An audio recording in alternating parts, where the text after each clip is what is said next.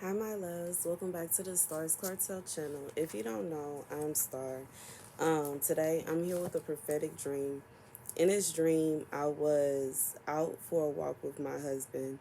We had come across something that looked like it caused our interest, and we start trying to figure out what it is and what it does. And we end up finding out that it helps to restore what you lost. And we begin trying to use it to get back what we lost, while at the same time attempting to keep others from using it. So I guess it's kind of like, um, I guess whatever it was like if somebody else was to come and try to use it while we're using it to fix what we had going on, it wouldn't work. And I kind of feel like this is like let's say you're having problems in your relationship, and you're trying to solve the problems in your relationship, and instead of you two solving the problems together, you start involving other people's opinions in the situation. And it will make it could possibly make things worse. Sometimes when we are alone, it's better for us, and it's easier for us to um, how do I say it, like resolve conflicts. And it's not to say that you or your person is this way, but sometimes when people have an audience, they amplify everything. You okay? They put on a show for the people. They put on a show for the people that's around. They put on a show. They put on a show. They put on a show, and they say things and do things that they wouldn't do if it was just you two alone. And I know how I am. I'm very shy. I'm very to myself. I don't like people in my business. Like, I don't like people um, worried about my relationship in that sense. In a sense of kind of interjecting themselves into, but and it's a difference between giving and receiving advice, and someone just full blown trying to take over your relationship. Okay, anywho, scripture God sent me to comes from Jeremiah 25:4. And though the Lord has sent all his servants, the prophets, to you again and again, you have not listened or paid any attention. They said, turn now, each of you, from your evil ways and your evil practices, and you can stay in the land the Lord gave you and your ancestors forever and ever. Do not follow other gods to serve and worship them. Do not arouse my anger with what your hands have made. Then I will not harm you.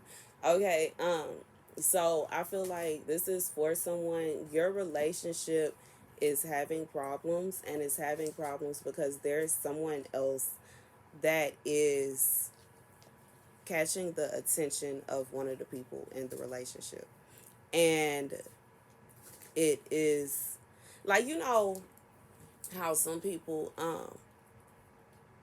how do I talk about, like, I've heard different stories, and I've even experienced myself how some people, instead of saying that they want to break up, instead of saying that they're not interested in you, instead of saying that it's not working, or whatever, they will kind of push you away, and they'll be mean to you. um they'll be picking at you for nothing. They'll be picking fights with you for nothing. They argue with you for nothing. They want to make everything as miserable as possible for you, so that you would be the one to break up with them. And this typically, like, with narcissistic people, do stuff like that, where they it's important for them to look innocent, and they don't look innocent if they just open their mouth and say, yo, I really want to be with this person, or I really want to do this, or I'm really not feeling this right now. And then there are some people that do that, not because they're narcissistic, but because they don't want to hurt the feelings of the person they're in a relationship with, which, that kind of backfires, because in reality, it has the potential of hurting them even more, versus just saying how they feel. And then on top of that, wasting people's time, um emotions are involved, and the longer you drag on a relationship, the more that you're going to be invested in it, and the more hurt you will be when it ends, especially if something like that is going on. I feel like if something like that is going on, it's kind of like somebody doesn't want the relationship. And I'm going to also add, because of this scripture, the scripture that God sent, somebody in this relationship, or both of y'all, have already been told by God through a prophet, or maybe you yourself are a prophet, and God told you that your person is the person for you. And God is basically saying, I've already spoken on this. I've already told you about this. Why are you bothering me with this? Why are you doing this?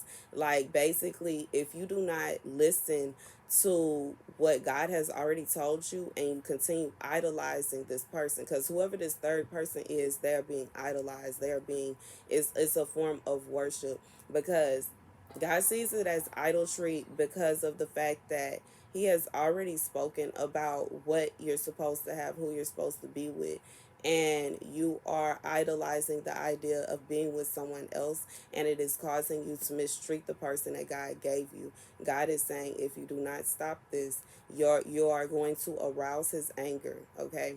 um and we talked about this when we were talking about when we were on our Esther fast, and we were talking about different things about marriage, y'all. Like, sometimes it takes God a minute to send your person, but that's because God is sending you someone that He has chosen for you, And once you get the person that God chose for you, like, you can't imagine the amount of disrespect for you to hurt someone that God specifically gave to you, especially after waiting so long to get them, waiting so long to be with them. Then you finally get the person that God made for you, and you in turn decide that you want to lust after someone else. And a lot of times I feel like these people that are being lusted after are like so far away from who you're supposed to be with that is ridiculous. But we always want what we can't have.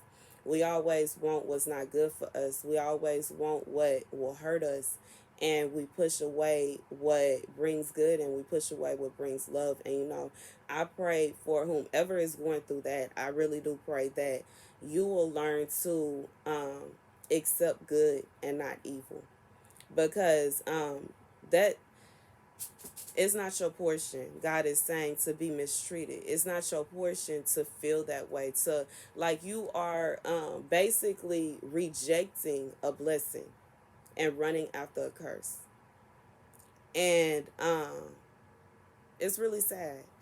Like, to be honest, when like you think about it that way, it's really sad, because you have to be depressed. You have to feel no love for yourself in order to be wanting to be with someone that doesn't love you, or in order to be rejecting somebody that means you good, somebody that's doing good. um I feel like there's a lot of healing that needs to happen, and that is why, in the dream, we were together, and God gave us the tools that we needed to heal each other, the tools that we needed to heal ourselves, and to grow together. And I feel like God is saying that this is meant to bring you two closer to each other. God has a way of doing things, and yeah, you know, yeah, that's the message. God has His own way of doing things, but right now, somebody needs to know, either they are idolizing something that they don't need, or don't want, or shouldn't need, or shouldn't want, but that's not for them, and they are going to potentially turn their back on the blessing that God has for them, and blessings. Yeah, because it's like, it's a slippery slope. Like, I just feel like it's a, you chasing after this person, or somebody's chasing after somebody. Somebody is idolizing somebody. Somebody is idol. Oh, I will do anything. I will do anything. I will do anything. And it's kind of to a point to where their life, it will literally spiral out of control, chasing it behind this person that mean them no good. Um, yeah. And I've been there because when I love hard. And, sometimes it is very difficult, when you really just love somebody, like you really love them, but you can't make nobody love you. You can't make nobody want you. You can't make nobody, you just can't. And y'all know, like, before I got married, I wasn't even just, I was just kind of like good being single because I didn't got to a point to where I'm not about to force nobody. I'm not about to beg nobody. I'm not about to, like, I'm just not going to do it. If they really love you, or if when you really love somebody, you show them.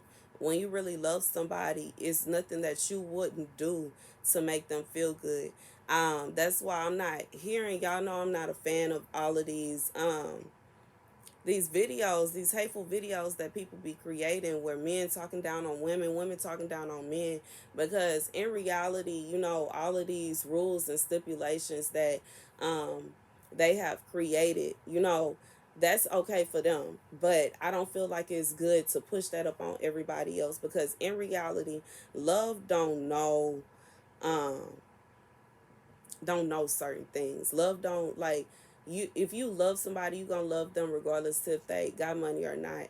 If you love somebody, you gonna love them regardless to um them changing their hair, or they change their nails, or they doing this, they like, you gonna love them, and you gonna love them no matter what. It's like, it's not a thing to where it's like, oh, I don't think you ready for me yet because you don't have this, you don't have that, you don't have this, you don't have that.